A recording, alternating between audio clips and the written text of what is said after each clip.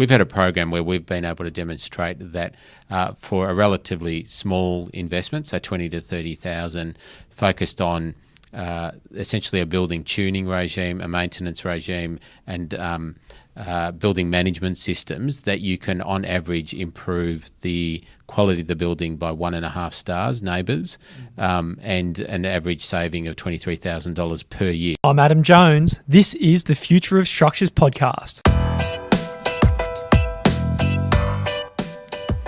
Stan Krpan is the CEO of Sustainability Victoria, which is an organisation all about information, advice and support to tackle climate change.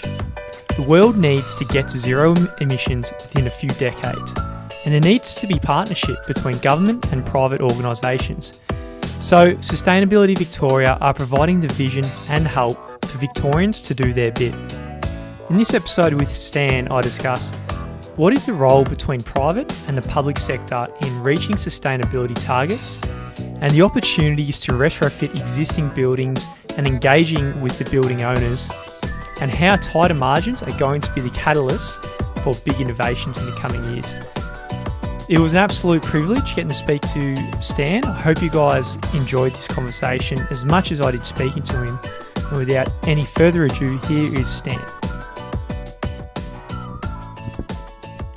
Yeah, thanks, Adam. It's a pleasure actually to be on the podcast. So I've been in the sort of sustainability and environment space since 2010. I led an independent review of the Environment Protection Authority here in Victoria, but I've been interested in environment and sustainability throughout my career.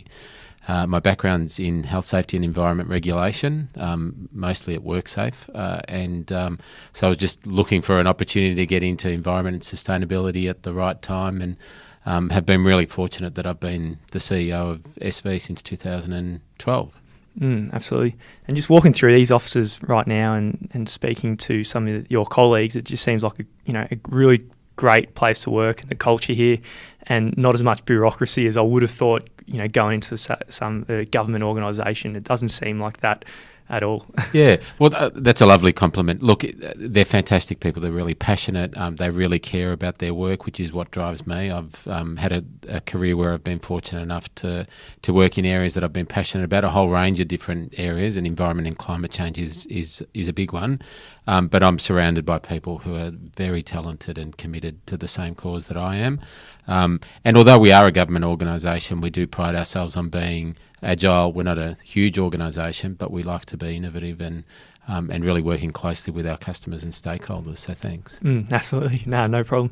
So all governments around the world, obviously, got these big ambitious goals, and we all need to innovate a lot and make a lot of change to attempt to hopefully get to zero emissions in the next few decades. What do you see as the role of government in achieving these goals? Yeah, look, so I think from a Victorian government perspective, and perhaps a little bit more broadly, Victoria was the first state to legislate a net zero by 2050 target. We're really proud of that. It kind of sends a very clear signal to markets, to businesses, to local government and the community that this is where we're heading, and it's now really time for everybody to work together on what does that trajectory look like on implementation. I think that's one of the strengths of legislation and those sort of symbolic targets. Obviously in Victoria we've also got very ambitious and bold renewable energy targets as well. We're not alone, which is another fortunate thing, that the ACT, SA, New South Wales they've got different mechanisms for doing that, but they've really nailed their colours to the mast about that long-term trajectory to give markets certainty. And we're in good company with the States and Regions Alliance globally, for instance, all of which are doing different things to encourage people to start planning for a net zero carbon future. The role of governments, I think, is influential and symbolic, but also once you've done that, then there's an expectation and accountability that comes with government on, well, what are you actually doing to meet that? And are you on track to deliver that outcome? And I think that's one of the strengths of having those sort of long-term commitments, is that it then hones attention on, well, what are you doing this year or next year, in the 5 years to come, and then the 10 years to come, and how are you recalibrating? In Victoria, the Climate Change Act gives us a framework that's actually pegged to the international negotiations on climate change, and so the level of ambition globally will then be represented in Victoria, because every 5 years there'll be another interim legislated target, and the first one of those will come next year.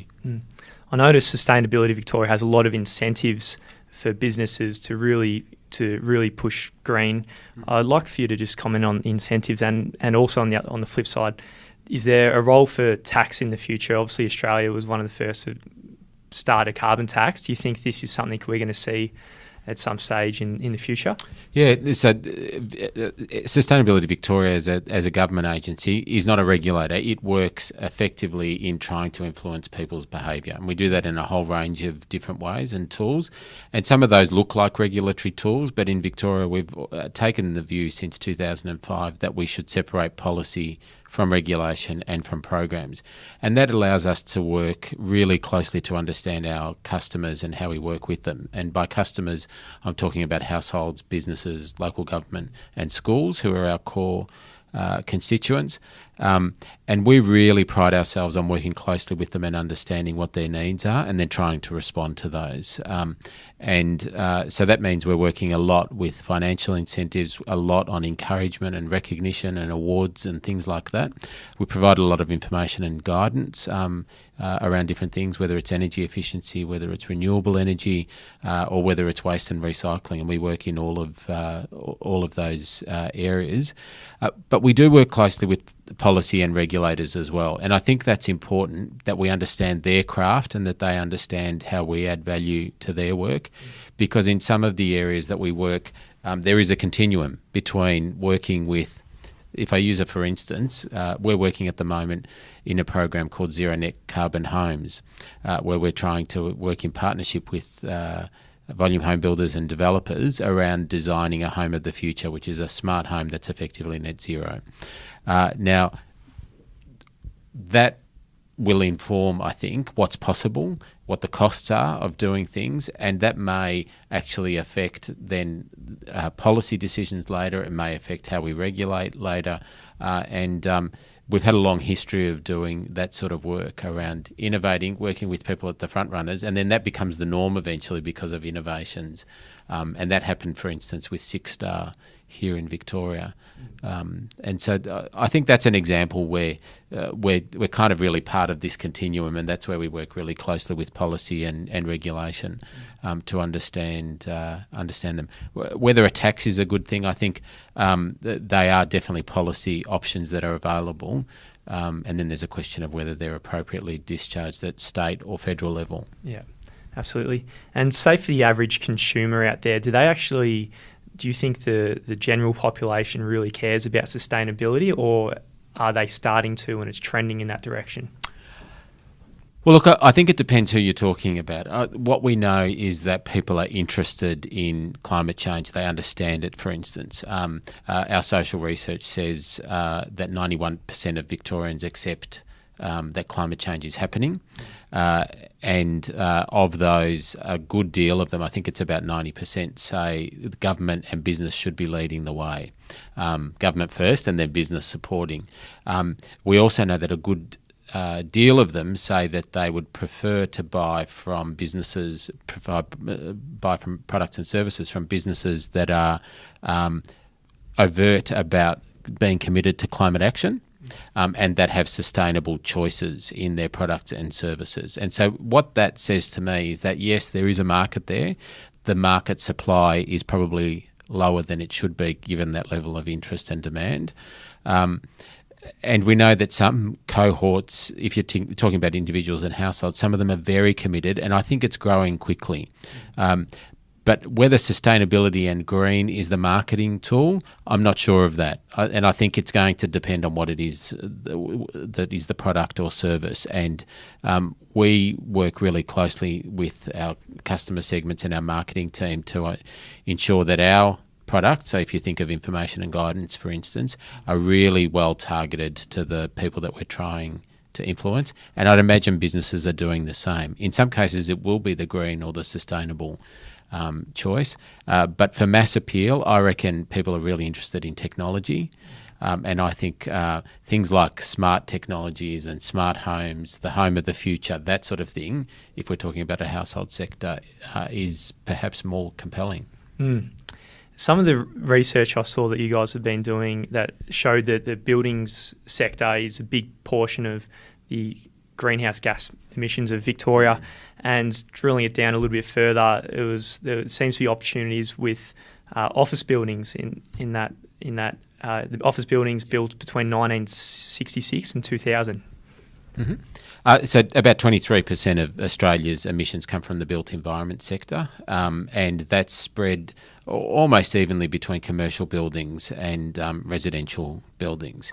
In the residential buildings, obviously, there's a regulatory approach to some of that, in the sense that all new homes in Victoria need to be at 6-star. For energy efficiency.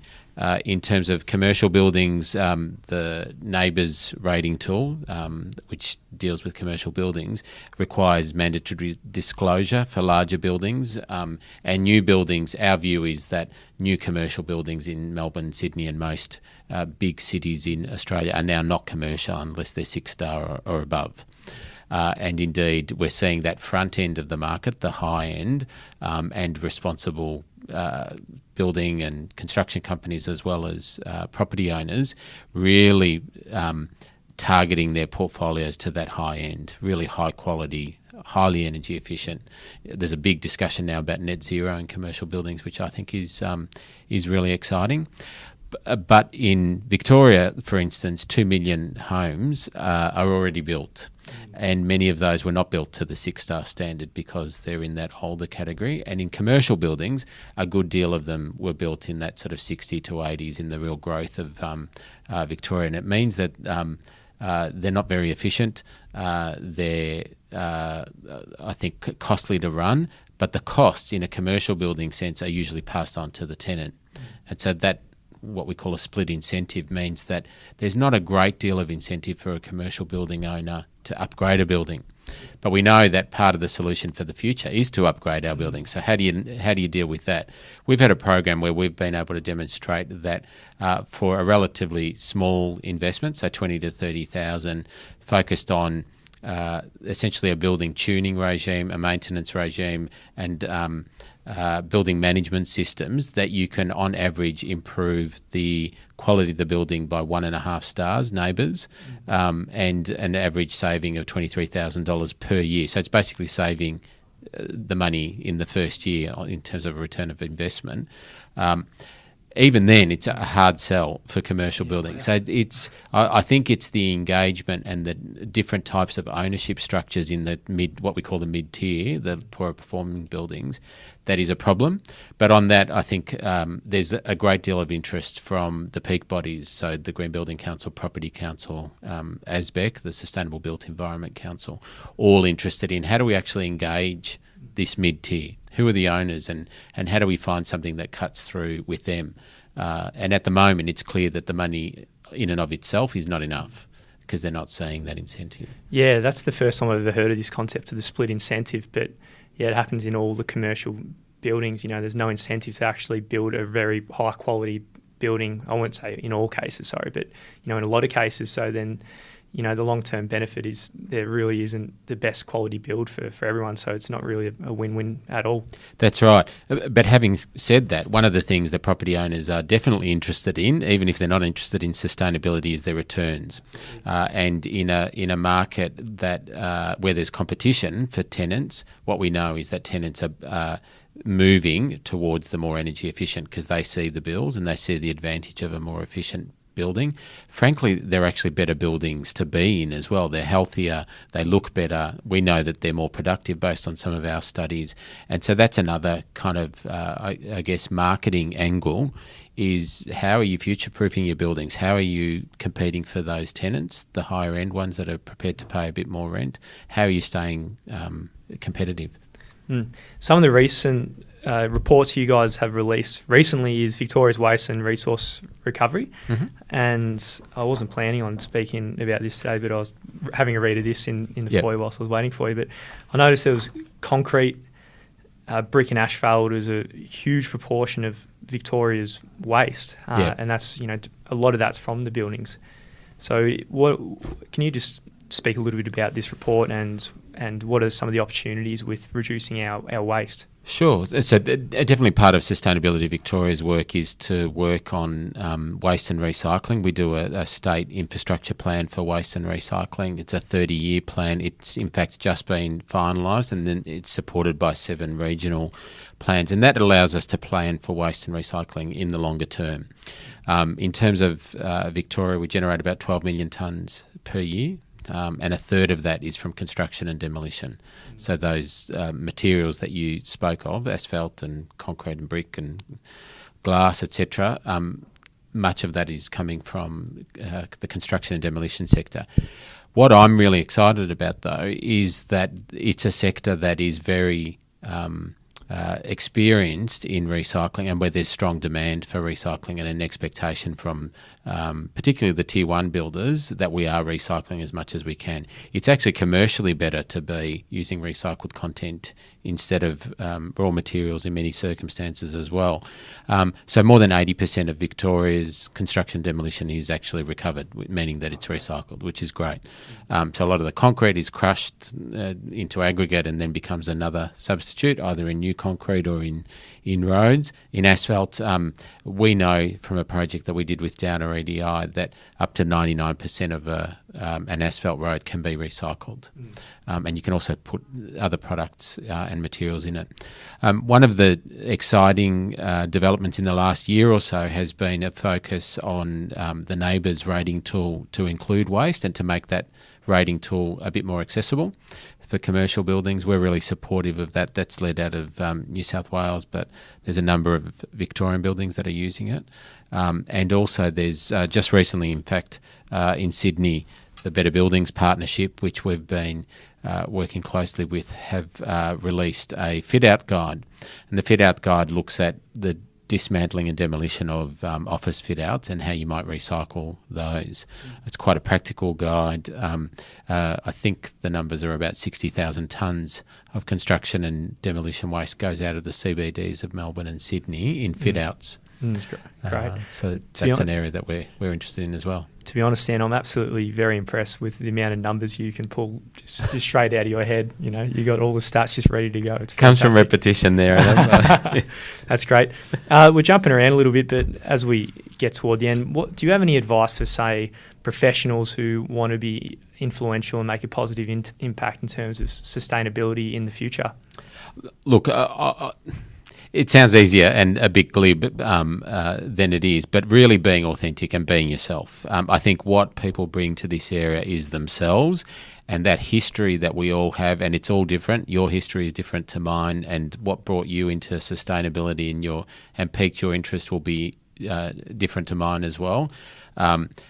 But those stories, I think, are really compelling for people. They mobilise people and they inspire them. I share them with my staff because I'm inspired by them, and hopefully I'm able to share that with some of them. But I love hearing their stories as well. We've got people in SV that have worked 3 jobs before they've come into government. They've worked in not-for-profit sectors and worked on really difficult social issues before they've come to the environment, for instance. All of that makes them better practitioners, in my view, that experience. And I actually think there's a lot to be said for the intersections that come between sectors and understanding business, government, not-for-profits. And many of our staff have moved around in those areas. So my key advice would be your authentic self, be as passionate as you want to be, because that mobilises and inspires other people. And the other thing is, it can be a competitive industry to get into, particularly in those early years. I wouldn't give up. I think it's worth pursuing it because the rewards are fantastic. Absolutely. And what do you think, this is a question I ask all my guests, so it doesn't have to be, related to what we've been speaking about, but what do you think will have the biggest impact on the buildings industry in the future? Look, I think that pressure on margins means that innovation and things like prefabrication and lean manufacturing principles, if you like, are going to have a huge impact on this sector. I think they already are, and there's some really progressive companies that are experimenting with that as well. It's always been an innovative sector, and it's always been at the cutting edge of sustainability. and for a whole range of reasons. And I think that's just going to continue to flourish. I think the leading companies will be building net zero commercial buildings before we know it. Phenomenal. And if people want to find out more about yourself and some of the awesome reports and work you're doing at SV, where should they go? So our website is sustainability.vic.gov.au, and with all our information and guidance is up on that web. Hey everybody, Adam here. Just one quick request before you go. If you want to hear anyone specific to come on the show, if you've got any suggestions, please reach out to me at adam@futureofstructures.com. Enjoy your day, everybody.